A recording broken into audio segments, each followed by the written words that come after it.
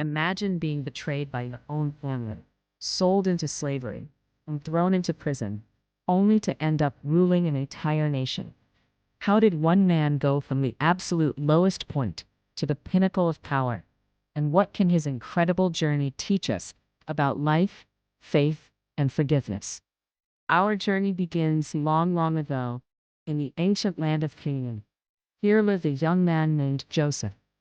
Now, Joseph wasn't just any young man. He was special. He was the son of Jacob, and of all his 12 sons, Jacob loved Joseph the most. You see, Joseph was born to Jacob in his old age, a child of deep affection and a symbol of enduring love. Jacob poured his heart into Joseph, showering him with attention and favor, which, as you might guess, didn't sit too well with Joseph's older brothers.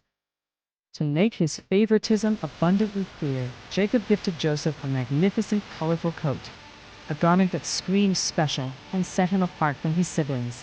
This preferential treatment, coupled with the coat, started to brew a bitter stew of resentment and jealousy in the hearts of his brothers. But Joseph had another peculiar trait that fueled their growing animosity. He was a dreamer, and not just any kind of dreamer. Joseph had dreams that were like visions from God, prophetic glimpses into his future.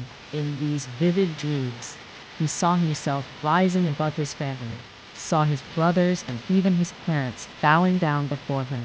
The brothers' simmering resentment eventually boiled over. One day, as Joseph innocently approached them in the fields, sent by their father to check on them, they spotted him from a distance. The sight of his approaching figure, perhaps even the colorful coat shimmering in the sunlight, ignited a dark spark within them. They whispered amongst themselves, their voices laced with venom. Here comes the dreamer. The jealousy, which had long gnawed at them, transformed into outright hatred. They hatched a cruel plot. They seized Joseph, stripping him of that hated coat, the very symbol of his father's favor, and tore it to pieces. Then, with hearts hardened by envy, they brutally threw him into a deep, dry pit, leaving him there to die. Can you imagine the sheer terror and confusion Joseph must have felt, betrayed by his own flesh and blood, abandoned in the darkness? But God, even in that moment of despair, had a different plan. A caravan of Ishmaelite traders on their way to Egypt passed by. One of the brothers, Reuben, initially wanted to save Joseph, but before he could, Judah suggested a different, equally callous plan. Instead of letting him die in the pit, why not profit from their hatred? So, they pulled Joseph out and sold him for 20 pieces of silver to these passing merchants. 20 pieces of silver. His brothers, to cover their heinous crime, dipped Joseph's colorful coat in goat's blood and presented it to their father, leading Jacob to believe his beloved son had been devoured by a wild animal. Life in Egypt began as a slave. Joseph was purchased by Potiphar, an officer of Pharaoh and captain of the guard. Imagine being so young, so far from home, stripped of your freedom. And yet, Joseph didn't give up. He didn't wallow in self-pity. Because God was with him, everything Joseph did succeeded. Potiphar quickly noticed this extraordinary young man. He saw that God's blessing was on Joseph, and on everything Joseph touched.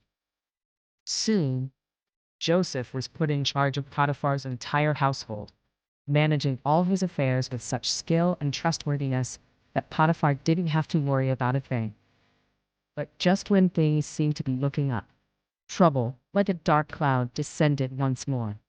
Potiphar's wife, a woman blinded by lust, repeatedly tried to seduce Joseph.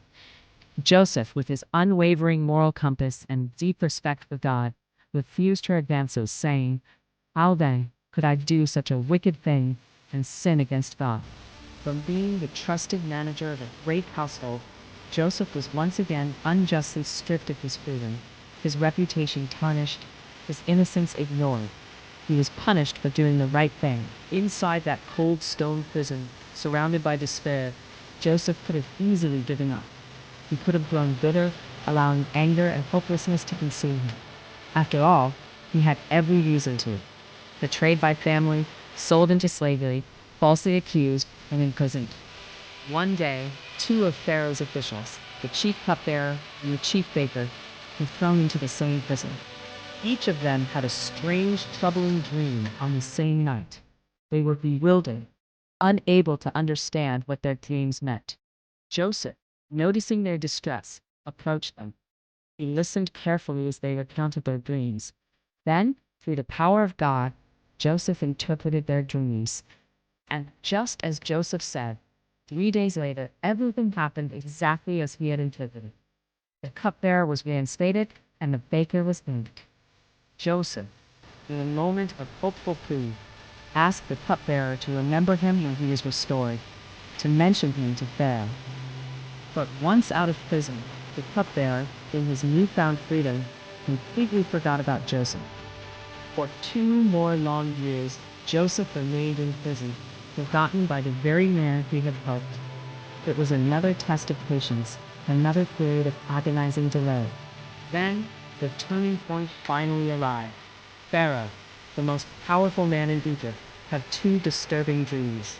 In the first, he saw 7 fat cows being devoured by 7 thin, sickly cows. In the second, he saw 7 healthy ears of grain being swallowed by 7 withered, blighted ears. Pharaoh woke up deeply troubled. He summoned all his wise men and magicians, but not a single person in all of Egypt could explain the meaning of his dreams. In that moment of royal crisis, a flicker of memory sparked in the mind of the chief cupbearer. He suddenly remembered Joseph, the young Hebrew prisoner who had so accurately interpreted his dream 2 years prior. He confessed his forgetfulness to Pharaoh and spoke of Joseph's divine gift. Without hesitation, Pharaoh sent for Joseph. On the dark, damp confines of the prison, Joseph was hastily brought to the magnificent palace. He quickly shaved, changed his clothes, and stood before the most powerful ruler in the world. He made it clear that any wisdom came not from himself, but from the Almighty. Joseph didn't just interpret, he offered a solution. Pharaoh should appoint a wise and discerning man to oversee the land, to gather and store food during the years of plenty, so that Egypt could survive the coming famine. Pharaoh was absolutely astonished. He recognized immediately that Joseph wasn't just clever. He was filled with the Spirit of God. He saw divine wisdom, foresight, and an unparalleled understanding in Joseph. He turned to his officials and declared, "Can we find anyone else like this man, one in whom is the Spirit of God?" That very day, in an instant that defied all human expectation, Pharaoh lifted Joseph from the depths of prison to the pinnacle of power. Joseph was no longer a slave, no longer a prisoner. He was made second in command over all of Egypt, surpassed only by Pharaoh himself. Joseph, now 30 years old, wasted no time. He wisely managed the 7 years of plenty, traveling throughout Egypt, collecting and storing vast quantities of grain in every city. He stored so much that it was like the sand of the sea, immeasurable. Then the 7 years of abundance ended. The severe famine hit, just as Joseph had predicted. The famine spread across all the lands, but in Egypt there was food. People from every surrounding country, desperate for sustenance, streamed into Egypt to buy grain from Joseph. One day, among the desperate throngs, a group of men arrived, bowing low to the ground. They were Joseph's brothers, sent by their father, Jacob, to buy food. They did not recognize the powerful Egyptian governor standing before them, but Joseph immediately recognized them. The dreams of his youth, the ones that had caused so much hatred and pain, were now coming true before his eyes. He didn't reveal himself immediately. Instead, he tested their hearts, observing their remorse, their changed attitudes, and their love for their youngest brother, Benjamin. After a series of dramatic encounters, when he saw their genuine repentance and their willingness to sacrifice for one another, Joseph could no longer hold back. He sent everyone else out of the room, and with tears streaming down his face, he revealed himself, crying out, "I am Joseph. Is my father still alive?" His brothers were terrified, paralyzed by guilt and fear. Joseph, through his incredible journey, saved his entire family, ensuring the survival of the nation of Israel, and indeed, many nations that relied on Egypt's stored grain. Just because something isn't happening now doesn't mean it won't happen later, in God's perfect time. Joseph's journey teaches us that when you remain faithful, when you refuse to let bitterness take root, and when you continue to trust God through every season, He will lift you at the right time. He will turn your trials into triumphs, your tears into testimony, and your pain into purpose. He's not just watching, He's actively involved, weaving all things together for your ultimate good and for His glory. Subscribe and stay with us. God is still writing your story, and it's going to be incredible.